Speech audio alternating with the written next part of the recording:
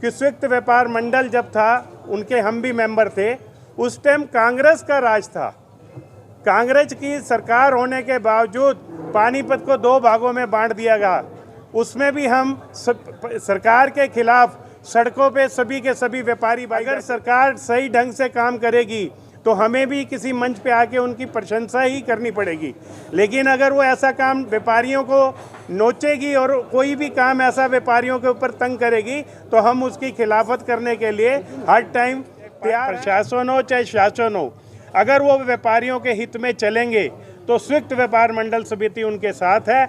अगर वो व्यापारियों के हित में नहीं चलेंगे तो संयुक्त व्यापार मंडल समिति जोर शोर से उनका विरोध हर टाइम करेगी। जब से संजय भाटिया जी यहाँ के अपना सांसद बने हैं, एक बार भी अमरब्रह्म चौक में उन्होंने चेहरा नहीं दिखाया। मैंने 2 साल पहले मेरी मीटिंग हुई थी मेयर अपनी जी से, उनको हमने रोड के बारे में बताया, कह रहे हैं कल ठीक करवाएंगे, वो कल आ जाएगा। और हमारा अमरब्रह्म चौक ऐसा बाजार है, चारों तरफ से कचरों से घिरा हुआ है, चारों तरफ पानी से गिरा हुआ है। उसके ऊपर 40-50 लाख 60 लाख रुपया खर्च किया गया। 60 लाख रुपया खर्च करने के बाद वो सड़क 60 दिन भी नहीं चल पाई। कारण आजकल सड़कों पे हमें खड्डे पे चलते हैं, खड्डों में सड़कें ढूंढनी पड़ती हैं, मुझे घर से आना पड़ता है। अगर कोई नेता बड़ा निकलता है तो रातों रात सड़क तैयार हो जाती है, लेकिन कांवड़ियों के समय यानी कांवड़ के समय भी सड़क तैयार नहीं। प्रशासन बाद में देखता नहीं है, पहले कह देते हैं 10 रुपए 20 रुपए लेके, बाद में लोगों को लूटा जाता है, कोई इस पर ध्यान नहीं देता। सर्वे करा जाता है, करोड़ों रुपए लगाकर सर्वे करने के बाद भी अगर गलत आईडी बनती है तो उसका जिम्मेवार 8 कर्मचारियों से सारी पार्किंग कंट्रोल हो जाएगी, लोगों को लूटने की जरूरत नहीं है। लोगों उसके बाद नगर निगम के कुछ कर्मचारी मिलकर दलालों के साथ इसकी काट कर इसको सही कराते हैं। उद्देश्य जो शहर में पुल के नीचे पार्किंग बनी हुई है, प्रशासन और हरियाणा सरकार उसको ठेके पे देना चाहती है। आज संयुक्त व्यापार मंडल समिति, मेरे भाइयों ने पहले पूछा कि आज प्रेस कॉन्फ्रेंस करने की क्या ज़रूरत पड़ी। मेरे सभी भाइयों को मैं ये बताना चाहता हूँ कि पानीपत के, क्योंकि हम एक व्यापारी नेता हैं, हम कोई पार्टी से बिलोंग नहीं करते कि हम किसी पार्टी के नेता हैं। जितने भी प्रधान साथी मेरे हैं, क्योंकि कोई जो भी अगर बाज़ार का प्रधान है वो अपने व्यापारियों का प्रधान है, तो मैं उन सभी प्रधान भाइयों का साथी प्रधान होने के नाते जो हमारे व्यापारी नेता हैं, व्यापारी हैं, जितने भी पानीपत के व्यापारी हैं, वो हर तरफ से दुखी हैं। आज इतना समय होने के बाद उनके दुख का जो दर्द था, आप लोगों ने भी अभी कहा कि मंडल या समिति, मंडल वाले भी हमारे भाई हैं। हम तो ये चाहते हैं कि सभी के सभी जितने भी प्रधान साथी हैं वो मिलकर अपने व्यापारियों की आवाज़ उठाएं और इस प्रशासन तक पहुंचाएं। मेरे कई भाइयों ने अभी सवाल किया कि कहीं कांग्रेसी हैं, कहीं बीजेपी वाले हैं या कोई आम पार्टी वाले हैं। मैं आप सबको ये बता देता हूं कि संयुक्त व्यापार मंडल जब था, उनके हम भी मेंबर थे, उस टाइम कांग्रेस का राज था। कांग्रेस की सरकार होने के बावजूद पानीपत को 2 भागों में बांट दिया गया। उसमें भी हम सरकार के खिलाफ सड़कों पे सभी के सभी व्यापारी भाई बैठे थे और उस कट को जब हमने खुलवाया था, आज हमारे सभी शहरवासी, सभी व्यापारी भाइयों को उसका फ़ायदा हो रहा है। तो अगर हम सरकार को देखेंगे तो हम व्यापारियों की बात कभी भी सरकार तक नहीं पहुंचा पाएंगे। हमें किसी न किसी ऐसे मंच पर आना पड़ेगा। अगर सरकार सही ढंग से काम करेगी तो हमें भी किसी मंच पे आके उनकी प्रशंसा ही करनी पड़ेगी। लेकिन अगर वो ऐसा काम व्यापारियों को नोचेगी और कोई भी काम ऐसा व्यापारियों के ऊपर तंग करेगी तो हम उसकी खिलाफत करने के लिए हर टाइम तैयार हैं, क्योंकि हम संयुक्त व्यापार मंडल समिति जो है ये व्यापारियों की एक संस्था है और व्यापारियों का ही इसके ऊपर अधिकार है। हम सभी भाई आज जो यहाँ बैठे हैं सिर्फ व्यापारियों की आवाज़ उठाने के लिए बैठे हैं। एक बाथरूम का बोलोगे, शहर में बाथरूम खोलिएगा, बोल रहे हैं आपकी तरफ से जो आपकी समिति है, आप दावा मीडिया में आता भी है कि संयुक्त व्यापार मंडल के 6 बाजार प्रधान हमारे साथ आते हैं, क्योंकि हमारे काम को ज़्यादा तवज्जो दे रहे हैं, साथ है हमारे। और भी कुछ आने वाले हैं क्योंकि चुनाव भी नज़दीक आ गए। मैंने आपको ये पहले ही बताया कि वो भी हमारे प्रधान साथी हैं, वो भी हमारे भाई हैं। मैंने कभी भी किसी को भी, क्योंकि मैंने एक शब्द पहले भी बोला था कि हम व्यापारियों के नेता हैं, हमें व्यापारियों ने अपना प्रधान बनाया हुआ है। अगर व्यापारी भाई उनको अगर कहेंगे वो भी हमारे प्रधान साथी हमारे बीच में आना चाहेंगे तो हम उनका तन मन धन से उनका वेलकम करेंगे। जिस तरह स्विफ्ट व्यापार मंडल को छोड़कर समिति की तरफ लोग आ रहे हैं, सिर्फ इसी प्रश्न से आ रहे हैं, क्योंकि मंडल और समिति क्योंकि वो भी व्यापारियों के नेता हैं, हम भी व्यापारियों के नेता हैं। सिर्फ उनका काम करने का ढंग और हमारा काम करने का ढंग, जिसको जो प्रधान भाई को साथी को पसंद आता है वो उसको पसंद करता है। इसमें विवाद है, कुछ लोग कह रहे हैं कि आप जैसे आपकी तरफ से दावा है कि 6 प्रधान हमारी तरफ आ गए, आगे पुष्टि करते हो आप इस पर? मैं इस चीज़ की कभी पुष्टि करता ही नहीं हूँ। मेरे प्रधान साथी जो मंडल वाले थे, मेरे भाई, वो कहते थे ये तो 8 हैं मेरे साथ, वो ये हमेशा ये कहते थे ये तो 8 हैं। अभी कुछ दिन पहले ही हमारे विशाल भाई के साथ बात हुई थी, तो उन्होंने कहा था तुम तो 8 हैं, 8 हो, तुम अगर मेरा 1 तोड़ोगे मैं आपके 3 तोड़ूंगा। मेरे विशाल भाई को उन्होंने कहा था, तो विशाल ने कहा कि आप तो हमारे 2 बार ही तोड़ोगे, 3 और 3 6 के बाद फिर हम 2 रह जाएंगे, तो हम तो आपके 1-1 करके तोड़ रहे हैं। तो इसलिए हम इसलिए आपको ये बताना चाहता हूँ कि हम 8 हैं लेकिन ठाठ हैं, लेकिन 8 के 8 हैं जो ठाठ में हैं। जितने प्रधान साथी हमारे साथ मिल रहे हैं ठाठ के लिए मिल रहे हैं, कोई ये नहीं, क्योंकि हमने व्यापारियों की सेवा करनी है, हमने कोई राजनीति नहीं करनी, कोई राजनीति मंच नहीं है। और राजनीति करने के लिए हमने अगर कोई करनी है तो हम किसी भी समिति को छोड़कर किसी भी संस्था का दामन थाम सकते हैं। लेकिन हम जो व्यापारियों के नेता हैं तो व्यापारियों के हित में ही हमेशा रहेंगे और व्यापारियों के लिए बोलेंगे। सरकार चाहे वो कांग्रेस की आ जाए, चाहे बीजेपी की आ जाए, चाहे आम पार्टी की आ जाए, अगर व्यापारियों के हित में वो चलेगी तो हम उनके साथ हैं, अगर व्यापारियों के वो हित में नहीं होगी तो हम उनके खिलाफत करेंगे। आज एमएलए साहब, हमारे बड़े भाई प्रमोद विज जी, वो आज शहर के एमएलए हैं। एमएलए का मतलब क्या होता है कि शहर का प्रमुख, जैसे हमारे परिवार का कोई बड़ा, घर के अंदर जो बड़ा हम जिसको मानते हैं तो उसका मान सम्मान होता है। हमारे बाज़ारों के जो प्रधान हैं उनका मान सम्मान है, और उसके बाद समिति का अगर मैं प्रधान हूँ तो मेरा मान सम्मान है। इसी तरह शहर के एमएलए हैं वो, उनका मान सम्मान है। L&T, उस दिन मैंने आपके सोशल मीडिया के माध्यम से ही ये देखा था कि L&T का एक अधिकारी वो हमारे विज साहब के साथ, एमएलए साहब के साथ गलत व्यवहार कर रहा था। अगर उसके खिलाफ प्रशासन ने अगर कोई कार्रवाई नहीं करी तो हम उसके खिलाफ सड़कों पर, हम उसके लिए भी हम सड़कों पे उतरेंगे। हमारे लिए ये नहीं कि वो किसी पार्टी के नेता हैं, हमारे लिए घर के वो प्रमुख हैं, हम उनका भी पूरा मान सम्मान करते हैं। लेकिन मैं फिर आपके लोगों के माध्यम से ये कहूँगा कि अगर वो व्यापारियों के हित में, चाहे प्रशासन हो चाहे शासन हो, अगर वो व्यापारियों के हित में चलेंगे तो स्विफ्ट व्यापार मंडल समिति उनके साथ है। अगर वो व्यापारियों के हित में नहीं चलेंगे तो स्विफ्ट व्यापार मंडल समिति जोर शोर से उनका विरोध हर टाइम करेगी। थड़े वाले मुद्दे पर मैं एक बात कहना चाहता हूँ, अगर इजाजत हो। किस पे? थड़े वाले मुद्दे। रहन दे। मैं मदन बरेजा बाबा चौक से बोल रहा हूँ। पहले तो सब भाइयों को, वाले भाइयों को मेरी तरफ से नमस्कार। तो मेरा सब भाइयों ने जो मुद्दा उठाया है बिल्कुल सही उठाया है। उन मुद्दों को छोड़ के मैं अपने एक अमर ब्रह्म चौक का मुद्दा उठाना चाहता हूँ। अमर ब्रह्म चौक में गुरुद्वारा, अमर ब्रह्म चौक से लेके दिल्ली दूर तक गुरुद्वारा रोड पे पानी खड़ा रहता है। जब भी व्यापारी बरसात आती है तो हमारे को अपनी रिक्शा या कार से उनको लाना पड़ता है। जितना भी व्यापारी आता है बाहर से संजय चौक पे उतरता है।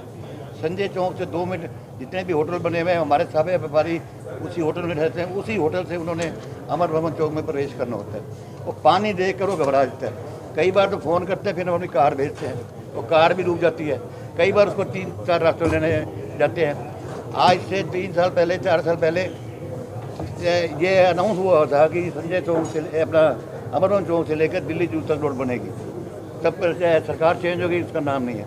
अब इतना पानी खड़ा रहता है, मतलब कि 6-6 घंटे पानी नहीं निकलता। अब व्यापारी सीजन के दिन है, बरसात लगी हुई है, हम दुकान दौर बैठ के, ये इन्होंने SD कॉलेज वालों ने मुद्दा उठाया, उनकी समस्या हल होगी, हमें बहुत खुशी है।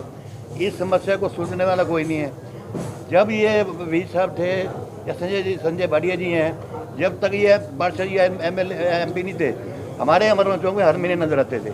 मेरे ख्याल से जहाँ तक मैं कहना चाहता हूँ, जब से संजय भाटिया जी यहाँ के अपना सांसद बने हैं, एक बार भी अमरवन चौक में उन्होंने चेहरा नहीं दिखाया। क्या उनका मालूम नहीं है कि अमरवन चौक इतनी बड़ी हैंडलूम सिटी है, हमारे दुख सुख जाने। सांसद है वो, सांसद बनाया किन्होंने? हम लोगों ने बनाया है। हम लोगों ने उनको ऐसे वोट, इतने वोट जितवाया है। अमरवन चौक की एक दिन भी मेरे को ये बता देंगे इस दिन आए हैं। 20 साल 1-2 बार आए हैं, नाले दे के चले गए। मैंने 2 साल पहले मेरी मीटिंग हुई थी मेयर अपनी जी से, उनको हमने रोड के बारे में बताया, कह रहा है कल ठीक कराएंगे, वो कल आ जाएगा। मेरा ये सब आपके थ्रू मैं मैसेज पहुंचाना चाहता हूँ। अमरवन चौक से लेकर गुरुद्वारा रोड, गुरुद्वारा कितना मेन गुरुद्वारा है, लोग आते हैं, पानी के सब कपड़े सारे भीगे जाते हैं। दिल्ली जू से लेकर इधर भी पानी की समस्या दूर करी है। और हमारे अमरवन चौक को जयपुर में चले जाओ, बापू बाजार एक मशहूर बाजार है, आप उनको वहाँ के प्रशासन ने ऐसा बाजार बना दिया है, दुनिया देखती है कि बापू बाजार वाकई हैंडलूम मंडी है। और हमारा अमरवन चौक ऐसा बाजार है, चारों तरफ से कचरों से घिरा हुआ है, चारों तरफ पानी से घिरा हुआ है। हमने फायर ब्रिगेड की व्यवस्था इनको बोली थी, फायर ब्रिगेड के लिए जगह भी है, जो वेटरनरी हॉस्पिटल है, आज तक फायर ब्रिगेड नहीं आई। जब 3-4 बार यहाँ पर कांड हो चुके हैं, 3-3 घंटे 6-6 घंटे फायर ब्रिगेड आई। मेरी आंखों के सामने जगंदी हट्टी की आग लगी थी, बिल्कुल स्टार्ट हुई, फायर ब्रिगेड को बुला के थक गए। जब सारा सत्यानाश हो गया तब वो आए। एक फायर ब्रिगेड की ज़रूरत है और हर हालत में ज़रूरत है।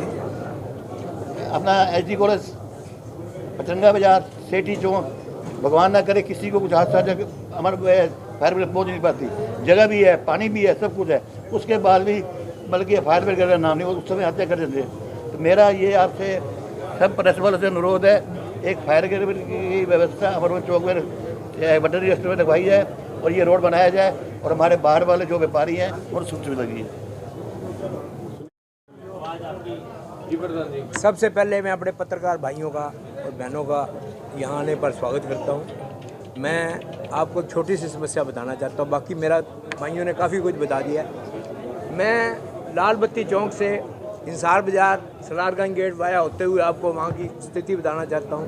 कहने को हमारा बाज़ार शहर का कनाट प्लेस है, वहाँ गंदगी के अंबार हैं। गंदगी अबल तो निकलती नहीं, नाले साफ़ होते नहीं हैं। जब कैक वागे नाले निकलवाते हैं, गंद निकलवाते हैं, तो 3-3 दिन 4-4 दिन कचरा पड़ा रहता है। हम बार बार फ़ोन करते हैं, भाई कचरा तो उठवा दो, लोगों को कचरे की तो राहत दो। भाई ऐसा निकालने का क्या फ़ायदा है जब कचरा यहीं पड़ा रहना है। ऐसी पोजीशन हो जाती है, भाई दुकान पे गाहक भी नहीं आ सकता। कुछ पानी की वजह से बाज़ार में पानी भर जाता है। जिस दिन बरसात आ गई, बाज़ार की दुकानदारी ख़त्म है। कुछ रही कई कचरे नहीं निकाल देनी है, बाकी ये गंद उठता नहीं है। भाई ये समस्या तो बहुत बड़ी है। मैं इसी के बारे में आपको कहना चाहता हूँ, प्रशासन को इसकी ओर ध्यान देना चाहिए। ये अच्छी चीज़ है, ये प्रशासन के लिए ख़राब कर रही है, प्रशासन हमें ख़राब कर रहा है। हम प्रशासन से फिर भी अनुरोध करते हैं कि हमारी समस्या का, शहर की पूरे की समस्या का निजात दिलवाए। धन्यवाद। अरोड़ा जी एक सवाल है। बोलो। आप पहले समिति में के साथ थे, फिर आप मंडल में चले गए, फिर समिति में आ गए। क्या सिर्फ एक लाइसेंस बनाने के लिए आप उनके साथ मिले थे, फिर वापस? किस चीज़ का लाइसेंस मुझको किसने बना के दिया? किसने बना के दिया? मैं 3 बार काउंसलर रहा हूँ, आपको बताना चाहता हूँ। एक बार मेरी मैडम अन्नपाल काउंसलर रही है। मैंने लोगों के पता नहीं कितने लाइसेंस बनवा के दिए हैं। मेरे फादर साहब का भी लाइसेंस था, आपको बता देना चाहता हूँ। उनका जब उनकी डेथ हुई तो उनके बाद मैंने उनका लाइसेंस जमा करवाया। सुनो मेरी बात पूरी सुनो ना, जवाब। किसने मेरे को प्रधान बनाया? मेरे साथियों ने प्रधान, एक मिनट, मेरे साथियों ने प्रधान बनाया। तब 36 प्रधान थे मेरे व्यापार मंडल में, 36 प्रधान थे। जब मैंने व्यापार मंडल छोड़ा तो मेरे पास 43 प्रधान थे। और जिस दिन 2 साल मेरा टर्नओवर पूरा हुआ, मैंने अभी सभी साथियों को खड़ा होकर कहा, भाई मेरे से किसी को कोई दिक्कत है नहीं, कोई दिक्कत हो, किसी के साथ नाजायज हुई हो तो बताओ। जिस दिन मेरे को बात बदलने की भी थी तो मैक्सिमम साथी मेरे साथ थे। उस दिन भी होटल पे जब मीटिंग हुई, मैं आपको बताना चाहता हूँ, उस दिन भी ज़्यादातर साथी मेरे साथ थे।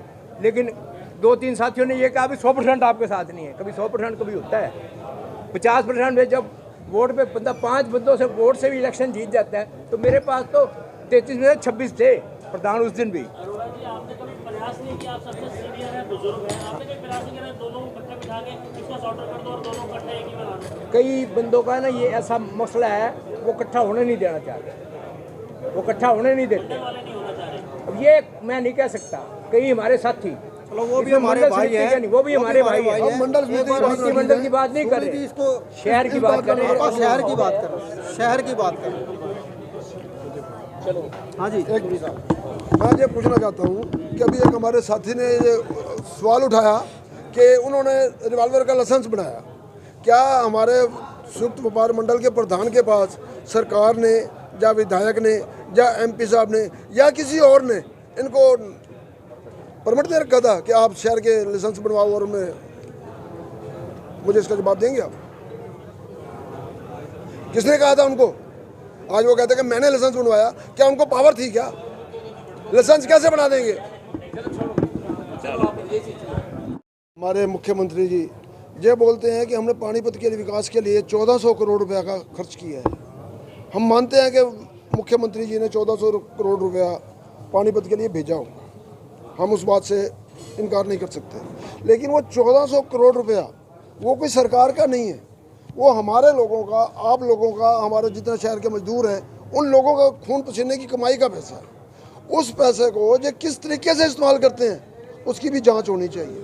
उसके उदाहरण के तौर पे मैं आपको एक बताता हूँ कि फतेहपुरी चौक से लेके रंजन द्वार तक एक सड़क बनाई गई थी जिसमें कई करोड़ रुपए खर्च हुए होंगे। वो सड़क बनने के बाद 1 महीने के अंदर द्वार के नीचे जाकर देखो सारे निके निके खड्डे होंगे। उसके अलावा एक सड़क सेठी चौक से नौवाड़ चौक तक बनाई गई जिसका वहाँ की जनता ने पुरजोर विरोध किया कि ये सड़क हमें नहीं चाहिए। उसके ऊपर 40-50 लाख 60 लाख रुपया खर्च किया गया। 60 लाख रुपया खर्च करने के बाद वो सड़क 60 दिन भी नहीं चल पाई।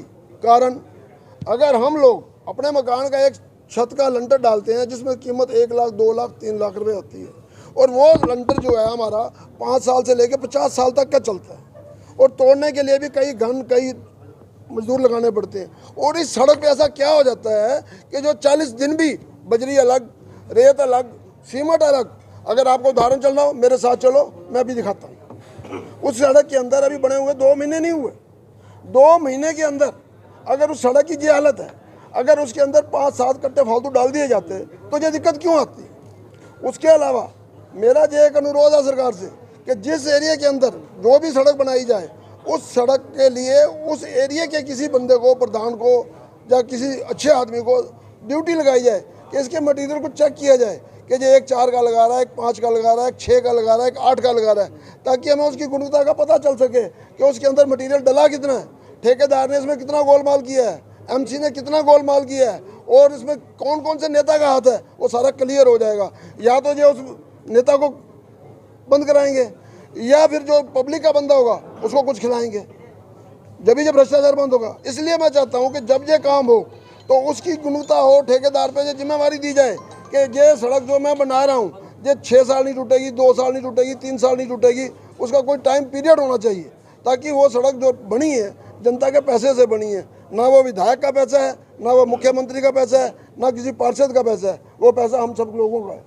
उस पैसे का सही उपयोग हो। एक लाइन का जवाब दे दो, जितने पार्षद हैं 26 के 26, अगर ये मैं समझनी जवाबदेही होती है, जब जिम्मेदारी मिलती है, अधिकार मिलते हैं तो जवाबदेही होती है। 26 पार्षद दोबारा चुनाव लड़े, आपको क्या लगता है कितने जीत के आएंगे? वैसे मुझे कहना उचित नहीं लगता, लेकिन इनकी औकात इस इलेक्शन में जनता दिखा देगी, मेरे कहने की जरूरत नहीं है। जिसने अच्छा काम किया होगा वो आ जाएगा, जिसने नहीं किया होगा वो आप भी देख रहे हो और मैं भी देख रहा हूँ।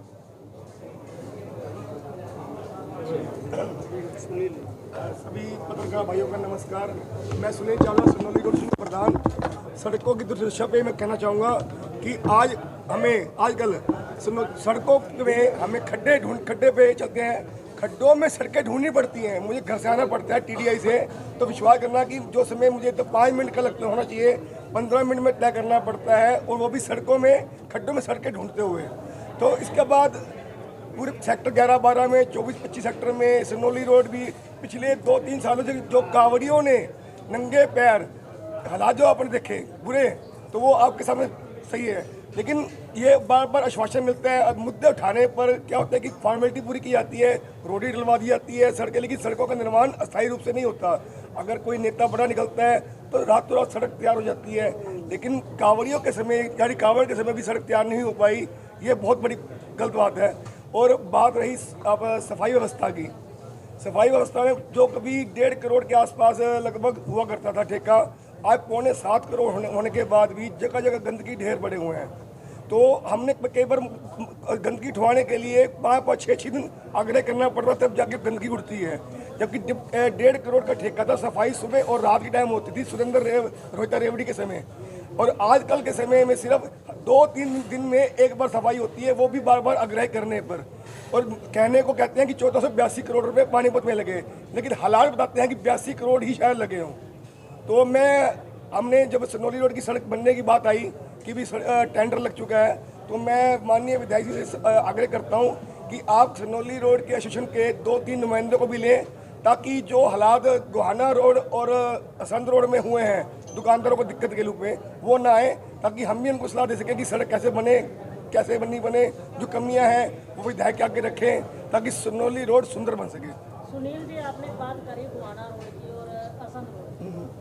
अगर देखा जाए संजय चौक से नाके से पहले जो सड़क है काफ़ी अच्छी हालत है उसकी, और अगर दोबारा इसको भी उखाड़ के बना दिया जाए, जैसे असंध रोड के रोज खड्डे हो रहे हैं, गोहाना रोड पे हो रहे हैं, अगर वही हाल इसका हो गया, अगर इसको यहाँ से पूरी ना उखाड़ के नाके से लेके आगे बनाई जाए तो क्या सुझाव है आपका? देखो, मैं आपका कहना ठीक है कि ऐसा है, ये सड़क इन्होंने उखाड़ दी तो फिर असंध रोड जैसे सपनों का महल बन गया ना। कहते थे कि सपना था कि असंध रोड डबल हो, गोहाना रोड डबल हो, फिर ऐसा ही होगा ये आपका सनौली रोड जो अच्छी खासी सड़क है, शायद वो भी खड्डों में ही चलना पड़ेगा। तभी हम कहते हैं कि सनौली रोड के 3 नुमाइंदा को लिया जाए, एक कमेटी बनाई जाए जिसमें विधायक जी भी हो, महापौर भी हो और ठेकेदार भी हो, ताकि हम एक दूसरे सुझाव लेके एक सनौली रोड, जो मेरे खुद का एक सपना है कि सनौली रोड बेहतर बने, सुंदर बने।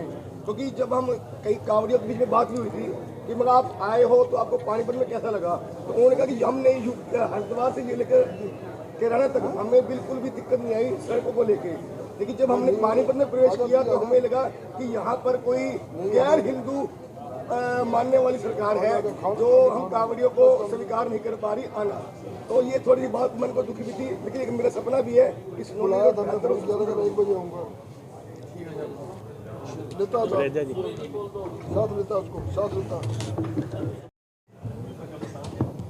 आज की प्रेस कॉन्फ्रेंस जो संयुक्त व्यापार मंडल समिति द्वारा बुलाई गई है, उसका मुख्य उद्देश्य जो शहर में पुल के नीचे पार्किंग बनी हुई है, प्रशासन और हरियाणा सरकार उसको ठेके पे देना चाहती है। संयुक्त व्यापार मंडल समिति उसका विरोध करती है, क्योंकि पहले ही व्यापारी तंग हैं। यहाँ पानीपत के अंदर सबसे पहले तो LNT ने पानीपत शहरवासियों को रुला रखा है, व्यापारियों को भी रुला रखा है और शहरवासियों को भी रुला रखा है। दूसरा बोझ भी ये पार्किंग के नाम पे शहर के ऊपर डालना चाहते हैं। ऐसा संयुक्त व्यापार मंडल समिति नहीं होने देगी, उसका पुरजोर विरोध करेगी, सड़कों पर उतरना पड़ेगा, सड़कों पे भी उतरेगी। क्योंकि अभी तक जो पार्किंग चल रही है वो फ्री चल रही है। 2 एग्जाम्पल आप लोगों के सामने, एक पालिका बाजार की पार्किंग और एक सचिवालय की पार्किंग, दोनों में लोग दुखी हैं। वहाँ पे खूब लुटाई हो रही है, कोई प्रशासन बाद में देखता नहीं है। पहले कह देते हैं 10 रुपये 20 रुपये लेंगे, बाद में लोगों को लूटा जाता है, कोई उस पर ध्यान नहीं देता, क्योंकि अफसर और नेता दोनों उसमें इन्वॉल्व हो जाते हैं। कोई कहता फलाने का पीए है, कोई कहता फलाना अफसर है, फलाना क्लर्क है, उसी बहाने से वो चलती रहती है, कोई इस पर रोक टोक नहीं होती। वो 1-1 घंटे के 30-30 50 रुपये लेने शुरू कर देते हैं, बजाय कि पूरे दिन के 20 रुपये लेने के। तो इसीलिए संयुक्त व्यापार मंडल समिति इस बात पे आई है कि पुल के नीचे जो पार्किंग है वो एज इट इज़ रहे। प्रशासन को अगर पार्किंग को चलाना है तो मुश्किल से 3 या 4 ब्लॉक ऐसे हैं जो भरे रहते हैं, बस अड्डे से लेके लाल बत्ती तक, लाल बत्ती से लेके गुरुद्वारे तक और गुरुद्वारे से लेके SD कॉलेज तक, बाकी सारी पार्किंग बिल्कुल खाली रहती है। ये बाज़ारों के सामने वाली पार्किंग में व्हीकल खड़े रहते हैं। सरकार अगर इस पे अंकुश लगाना चाहती है, सरकार अपने कर्मचारी छोड़ दे। एक ब्लॉक में 2 कर्मचारी सफिशिएंट है, 8 कर्मचारियों से सारी पार्किंग कंट्रोल हो जाएगी। लोगों को लूटने की ज़रूरत नहीं है, लोगों के पहले ही लोगों के पास काम नहीं है, सारे काम धंधे व्यापारियों के चौपट हो चुके हैं। इस मुद्दे पर आज हम बैठे हैं और बिल्कुल इस पार्किंग को ठेके पर नहीं चढ़ने देंगे। सरकार अगर इसको ठेके पे देगी तो हम इसका विरोध करेंगे। अग्रवाल जी, इससे पहले एक प्रयास में भी ये पार्किंग संभाली थी, काफी समय ये पार्किंग रही है, वो भी तो शुल्क लेते थे, तब कोई क्यों नहीं बोला? एक प्रयास ने जब पार्किंग संभाली थी, क्योंकि एक प्रयास के पास कोई सोर्स ऑफ इनकम नहीं था, तो एक ब्लॉक, सिर्फ सारे ब्लॉकों में से एक ब्लॉक को पेड किया गया था, और वो भी रीजनेबल रेट पे। ऐसा नहीं कि लोगों को लूटा गया था। पूरी पार्किंग की व्यवस्था उस एक ब्लॉक से चलती थी, साफ सफाई की भी और व्हीकल खड़े करने की भी। वो बंद करवाई शहर के एमएलए ने, शहर के एमएलए ने बंद कराई, क्योंकि हमें डीसी ने बुलाया, हमें प्रशासन ने बुलाया कि भाई आप इसको छोड़ दो। हमने कहा भाई क्यों छोड़ दे, ठीक चल रही है ये। उस वक्त के जो डीएस, मैं आपको बिल्कुल सच्चाई बता रहा हूँ, मुझे क्या डर है भाई, जिसने जो कुछ करना कर लेगा। उस वक्त के जो डीएसपी मौके के थे और एसडीएम थे, उन्होंने दबी जुबान में हमें कहा कि सुबह शाम एमएलए के फ़ोन आते हैं कि इस पार्किंग को इनसे छुड़वाओ। हमने कहा ठीक है, अगर शहर का विधायक चाहता है कि भाई ये पार्किंग ऐसी रहनी चाहिए तो हमने छोड़ दी, उसको एज इट इज आज तक चल रही है। फिर आज ऐसा क्या हो गया कि विधायक को और प्रशासन को वो पार्किंग ठेके पे देनी पड़ गई। अग्रवाल जी, विधायक तो ये कहता है कि मैं शहर की सेवा के लिए बना हूँ और सेवा ही कर रहा हूँ, उनकी सेवा के लिए तत्पर रहूँगा। आप कहते उन्होंने ये फ्री वाली पार्किंग भी बंद करवा दी। जब एक अफसर ये कह रहा है कि जी हमारी मजबूरी है, हम आपको बुलाना नहीं चाहते, आप अच्छा काम कर रहे हो, लेकिन हमारी ये मजबूरी है, हमने सरकार के साथ काम करना है, सरकार के नीचे काम करना है, और विधायक सुबह शाम फ़ोन करता है तो हमें ये पार्किंग आपको छोड़ दोगे तो अच्छा है, नहीं तो इसमें कलेश ही रहेगा। तब हमने कहा कि ठीक है भाई, शहर का विधायक चाहता है तो हमें कलेश थोड़ा न करना शहर में। कृष्ण जी, आप क्या मानते हैं कि क्यों उन्होंने ये पार्किंग छुड़वाई होगी, कारण क्या रहा होगा? भाई देखो, कारण यही है कि कुछ लोग ऐसे हैं शहर में जो चाहते हैं कि हम यहाँ से पैसे कमाएं। वो आज तक विधायक जी पे दबाव बनाते हैं, सरकार पे दबाव बनाते हैं, उसी वजह से शायद आज भी ये चीज़ें चल रही हैं। और इस चीज़ों को अमलीजामा पे जाना जा रहा है, भाई इसको 20 रुपये ले लेंगे, 10 रुपये ले लेंगे, 30 रुपये ले लेंगे, लेकिन ऐसा कोई लेगा नहीं। जो ठेकेदार आएगा वो यहाँ पे लूट खसोट करेगा, और जो हमारा व्यापारी, जो शहरवासी यहाँ आगे गाड़ी खड़ी करेगा, अगर वो थोड़ा सा भी उसका विरोध करता है तो वहाँ पे मारपीट होती है। जब मारपीट होती है तो उसका साथ देने वाला कोई नहीं होता, क्योंकि वो ठेकेदार जो है वो बदमाशी करता है। अभी ये बात भी निकल के आई, विशाल जी का कहीं ना कहीं ये बात निकल रही थी कि आप लोग जो है अधिकतर जो प्रधान है वो कांग्रेस से जुड़े हुए हैं, तो कहीं कांग्रेस और बीजेपी का तो कहीं इसमें मैं आपको क्लियर कर दूं, जो मैं बोल रहा हूं, खुद मैं आम आदमी पार्टी से हूं, कुछ मेरे साथी बीजेपी से भी हैं। अशोक सलूजा जी शुरू से आरएसएस बीजेपी में रहे हैं, और साथी कुछ कांग्रेस के भी होंगे। ऐसा नहीं है कि इस पर कोई कांग्रेस की छाप लग गई है। पानीपत के अंदर कोई भी नेता अच्छा काम करेगा। इन भाइयों ने आज मेरे को अपने बीच में बिठाया है, अगर मैं इनके बीच की बैठ के बात करता हूं तो मुझे बिठा लिया, अगर मैं पार्टी की बात करता तो ये मुझे ना बिठाते अपने बीच में। जब प्रशासन ये सब कर रहे हैं, आप लोगों से सलाह ली कि क्या? हमें बुलाया गया था, बुलाने के बाद हम लोगों ने इनको यही कहा था कि इनको फ्री चलने दिया जाए जो चल रही है। अगर आपको कोई ज़्यादा दिक्कत है तो दुकानदारों के लिए कुछ सोचो। पहले तो इन लोगों ने कहा ठीक है, उसके बाद जो है सिटी हमें बुलाया, मैं गया, विशाल जी मेरे साथ थे, तो हमने उनको ये कहा कि ज़्यादा है तो हमें कम से कम 3 ब्लॉक व्यापारियों के हित के लिए छोड़ दिए जाएंगे, जिनसे कोई चार्जिंग ना ली जाए। उनके कस्टमर जो आते हैं, क्यों कोई कंबल लेने आएगा, कोई हैंडलूम का माल लेने आएगा, और कोई जो है बाज़ार से दूसरा सामान भी खरीदने आता है, उनकी गाड़ियाँ पार्किंग के नीचे खड़ी होती हैं, और वो माल बाहर से खरीद के हमारे को बोलते हैं कि हमारा माल जो है उस गाड़ी में रखवा दो। जब हमारा कोई रिक्शा वाला, कोई साइकिल वाला या कोई मोटरसाइकिल पे माल रखने जाता है तो क्या वो हर बार उनको पार्किंग देगा? तो ये बोले जी नहीं, आप ऐसा करो कि अपने वालों के भी ना वो बनवा लो पास। मगर हम सबके, किसी दुकानदार के पास 6 मोटरसाइकिल हैं, किसी के पास 2 हैं, किसी के पास 1 है, सबके पास कैसे असंभव है?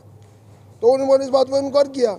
इनकार करने के बाद फिर हम लोगों ने आगे घर में बात की, भैया तो ऐसा जो इनका तरीका है वो ठीक नहीं लग रहा हमें। तो उसके बाद हम लोगों ने ये किया कि अगर ये सरकार हमारी कोई भी बात नहीं सुनती तो उसके लिए हमें सड़कों पर उतरना पड़ेगा, तो हम उतरेंगे।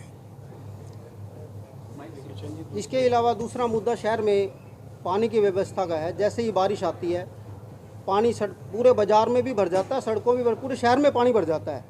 ये लोग क्या है कि जब बारिश आती है फिर विधायक जी निकलते हैं कि जी हम इसकी सफाई करा रहे हैं, इस नाले की सफाई। अरे आपने पूरे साल क्या प्लानिंग करी?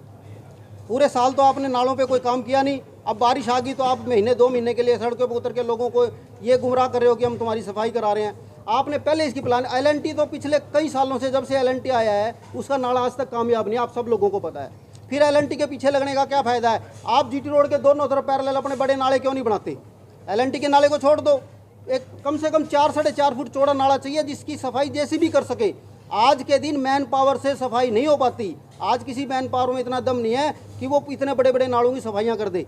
तो नाले ऐसे होने चाहिए जिनकी सफाइयाँ मशीनों के द्वारा हो सकें, जेसीबी के द्वारा हो सकें, तभी शहर की पानी की निकासी हो पाएगी। दूसरा, जब विधायक जी बने थे तब हमारे व्यापार मंडल समिति और व्यापार मंडल एक था, तो एमएलए जी ने एक मीटिंग की थी सबके साथ। हमने उनको सुझाव दिया था कि शहर को 3 या 4 जोन में बांट दो। जिस जोन में जितना लेवल डाउन है उसका पानी एक तरफ उतार दो, लेवल के हिसाब से पानी को उतार दो। पूरे शहर का पानी आप एक नाले में डालना चाहोगे नहीं डलेगा, क्योंकि कहीं शहर 8 फुट नीचे है, कहीं शहर 8 फुट ऊपर है। तो आपको लेवलिंग करानी पड़ेगी, शहर को जोन में बांटना पड़ेगा। अगर आप ये काम नहीं कर सकते तो ये पानी की समस्या एज इट इज़ बनी रहेगी। तब विधायक जी ने थोड़े से प्रयास भी किए थे, फिर पता नहीं कैसे वो ठंडे पड़ गए और आज तक वो काम नहीं हुआ।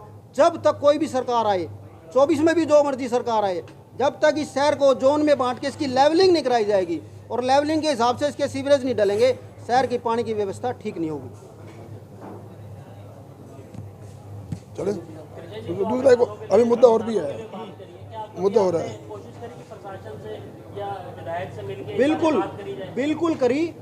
विधायक जी ने कहा कि ये समिति हमारा साथ नहीं देती। हम 6 मेंबर इकट्ठे होकर विधायक जी की कोठी पे गए आज से 2-2.5 साल पहले। मैंने कहा जी आप ये शिकायत कर रहे हो कि समिति नहीं साथ मेरा देती, आज समिति आपके घर पे बैठी है, बताओ हमारे से क्या काम कराना चाहते हो। वही कथनी और करनी में अंतर है। अगर विधायक जी सब चीज़ों को सामान लेके चलते तो हमारे पास हर चीज़ का समाधान है। हिंदुस्तान बना है, हिंदुस्तान के लोगों के पास हर चीज़ का समाधान है। सिर्फ नेताओं की मंशा होनी चाहिए उस काम को करने की। इतने 1482 करोड़ रुपए लगा दिए, नाला एक इनसे बना नहीं, तो 1482 करोड़ रुपए लगे कहाँ?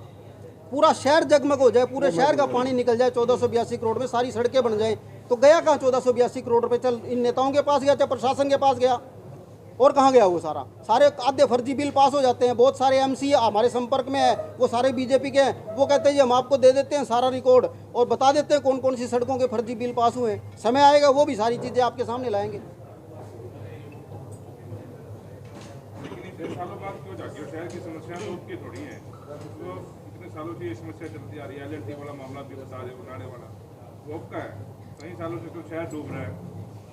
आज इसकी हमने टाइम टू टाइम ये बातें उठाई, प्रशासन पे भी गए, ऑफिस में भी गए, विधायक जी ने बुलाए वहाँ भी चले गए, लेकिन समस्या का कोई समाधान नहीं हुआ। जब कोई समस्या का समाधान नहीं हुआ, लास्ट में जब इन्होंने ये हद कर दी कि जैसे टोल थोप दिया पानीपत वासियों पे, ऐसी पार्किंग भी पानीपत वासियों पे थोपेंगे, तब हम आपके सामने आए, बाजार लोगों को अपने साथ लेंगे और इन सारी चीज़ों का विरोध करेंगे। सरकार को ये सारे काम करने पड़ेंगे, नहीं करेंगे तो लोग सरकार के खिलाफ सड़कों पर उतरेंगे। लेकिन ये बीच का तो आप पहले भी निकलवा सकते थे ना। अभी कई गाड़ियाँ फंसी होती हैं, आगे पीछे फंसी होती हैं, कोई किसी को गाड़ियाँ दे रहा था, कोई प्रशासन को गाड़ियाँ दे रहा था। ये मुद्दा पहले उठा के आप करवा देते। ये काम तो प्रशासन का था ना। मैं भैया आपको यही तो बात बता रहा हूँ कि ये क्या, सुनिए, क्या इस प्रशासन को एक ही बात चाहिए कि भी शहर सरकार से भी पैसा ले आए, सेंटर से भी पैसा ले आए और फिर इन लोगों से भी पैसा ले और पैसा लगे भी कहीं ना, पैसा जाता कहाँ है?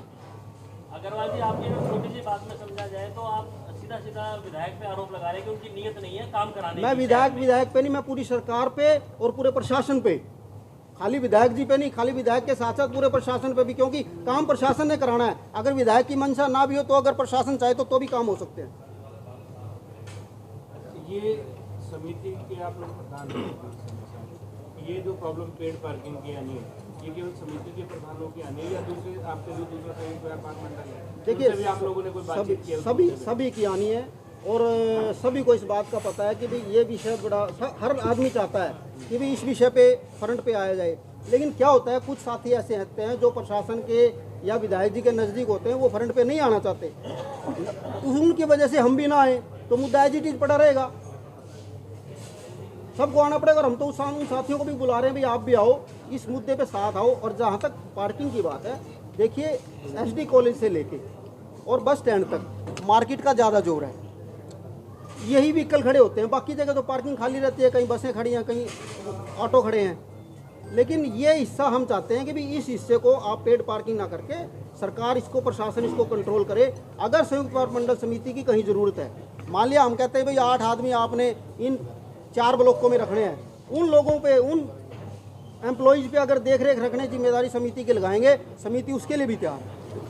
एक बात सुनो, जैसे मुद्दे पानी के बहुत सारी प्रॉपर्टी आईडी था और बहुत सारे मुद्दे आएंगे, एक एक आएंगे, अलग अलग बोलेंगे। शहर के लोग ये कहते हैं कि विपक्ष कहाँ है, विपक्ष क्यों नहीं बाहर आता? विपक्ष की वो होते हैं कि पब्लिक अगर किसी चीज़ से परेशान है, काम नहीं हो रहे उनके मुताबिक जो होने चाहिए, विपक्ष की भी भूमिका होती है। विपक्ष पानीपत का जब विपक्ष मुखर नहीं है तभी तो इन संस्थाओं को आगे आना पड़ा ना जी।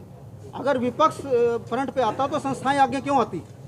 तो संस्थाएं विपक्ष के साथ लग लेती। और आज जैसे आरोप लगाए जा रहे भी, ये कांग्रेस का है, हम सब लोग बैठे हैं, अलग अलग पार्टियों से हैं, कोई किसी पार्टी से नहीं भी है, न्यूट्रल भी है, तो ऐसा कुछ नहीं है। ये सारी समिति के प्रधान जितने भी हैं, 35-40 प्रधान, ये सारे और सारे दुकानदार भी इनके साथ आ जाएंगे अगर सरकार ने इस बात को नहीं माना तो। और प्रधान जी जैसे बाजारों के अंदर है सारे में कब्जे हुए हैं, खड़े बना के खड़े से भी आके उतार सकते हैं। इस बात का इसके बारे में क्या विचार? इस बात का भी जिक्र एक बार विधायक जी ने बात करी थी। हमने कहा भाई अगर आपने थड़े तुड़वाने हैं किसी एक आदमी को टारगेट ना किया जाए।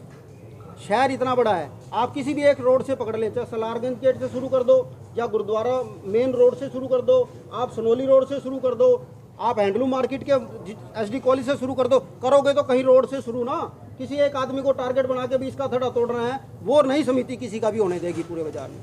अग्रवाल जी, वो प्रशासन की तरह वो आप लोग प्रधान बने हैं, तो आप अपनी तरफ से क्यों नहीं शुरुआत करते? भी सबके थड़े तोड़ो जी, प्रधान जो है। देखो, हम थड़े तोड़ के घेर दें और सरकार बनाए ना, ये जो पानी आज इतना बढ़ रहा है और दुकानों में घुस जाएगा। कहीं ना कहीं कोलैबोरेशन चाहिए ना, दोनों की अंडरस्टैंडिंग तो चाहिए ना, तभी तो ये काम हो पाएगा। चलो अब आप बोलो। अब एक और है, दुकान का किराया कम है, आगे जो रेडी लगाता है जो आगे लगती है या फड़ी लगाता है उसका किराया ज़्यादा है। तो वो कौन चलिए, अगर मान लिया आपने बाजार खाली कराने हैं, जब वो पुलिस वालों की ड्यूटी लगाई जाती है, क्यों नहीं उनको भगाते वहाँ? दुकानदार भी तो है ये। दुकानदार देखिए, ये पांचों उंगलियां कभी बराबर नहीं होती, लेकिन इनको बराबर करने के लिए प्रशासन को भी तो पहल करनी पड़ेगी ना। या तो वो दुकानदार या वो एसोसिएशन के इस रेडी को ना हटाओ, फिर तो वो गलत है।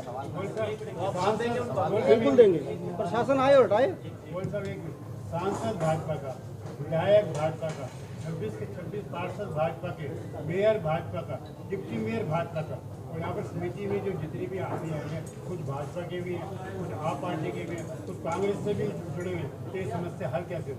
ये समस्या देखिए, भाजपा की आप बात कर रहे हैं, हालांकि हम पार्टीबाजी के लिए आज यहाँ नहीं बैठे, पर आपने सवाल किया तो मैं आपका जवाब दे देता हूँ। भाजपा के सारे पार्षद है, भाजपा के दोनों विधायक है, भाजपा का सांसद है। आज क्या खेल हो रहा है कि कहीं तो भाजपा का जो पार्षद है वो कह रहा है जी मैं इस्तीफा दे रहा हूँ, पीछे कुछ पार्षदों ने कहा हम इस्तीफा दे दिया जी, फिर वापस ले लिया जी। अब कह रहे हैं कि जी प्रशासन जो है वो स्ट्राइक पे चला गया जी, पेन वो कर दिया उन्होंने। ये क्या सिस्टम है? सारा मिलजुल के पूरे नगर निगम को खाने का प्लान है और कुछ नहीं है। एक बात हो रहा है, जब विधायक सांसद आपके बाजार में आते हैं, आप सब उनका स्वागत देखिए, बात सुनिए, वो हमारे बीच के आदमी हैं। आप हमारे बाजार में आएंगे, हम आपको भी चाय पिलाएंगे, ये साथी आएंगे इनको भी चाय पिलाएंगे, विधायक आएगा उसको भी चाय। लड़ाई अपनी जगह पे है, भाईचारा अपनी जगह पे है। खींच रहे हैं, वही तो कह रहा हूँ, सवाल जवाब बाद में करना ना। विशाल जी, अपना सवाल हमारे ले लो फिर बोलो। मैं विशाल वर्मा, संयुक्त व्यापार मंडल समिति का जो महासचिव हूँ। आपके आने का बहुत बहुत स्वागत करता हूँ कि शहर की समस्याओं के लिए आप लोग इकट्ठे हुए। आज शहर के अंदर प्रॉपर्टी आईडी एक भारी मुद्दा है आज के टाइम में, जो कि गरीब आदमी से लेकर एक अमीर आदमी, बुजुर्ग से लेकर महिला तक, विकलांग से लेकर सही बच्चे तक, सभी के साथ ये दिक्कतें आ रही हैं। शहर के अंदर प्रॉपर्टी आइडिया गलत तरीके से, फर्जी तरीके से लोगों के नाम गलत नाम से चढ़ा दी गई जाती हैं।